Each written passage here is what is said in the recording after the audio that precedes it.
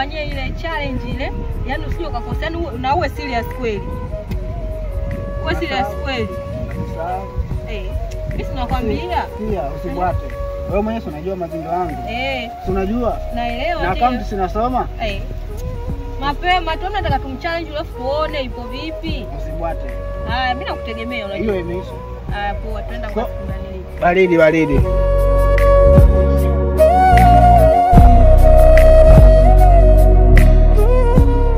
Kondo hivyo bwana mpenzi wangu. Mimi nakupenda sana.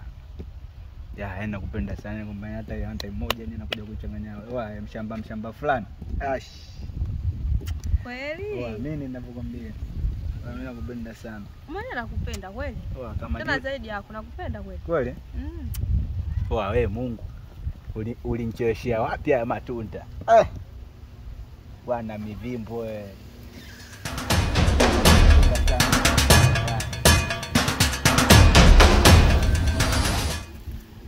Vipi mchumba? Safi. Mbona sasa unanifanyia kama hivyo? Huyu nani sasa? Huyu nani nakuuliza mbona angaza? Oa. Unamjua huyu? Namjua. Unamjuaje huyu? Nakuuliza unamjuaje? Huyu rafiki yangu tu. Wewe huyu nani huyu? Oa. Naweza nikawaguza nyie wote nikawafanyia tukio hapo wote.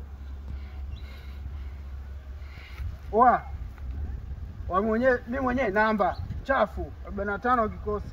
Ndio hivyo mwanangu kama nilikokupanga. Hapo wewe mchumba dakika za mwisho nishakupanga sana au hata na watu kama hawa.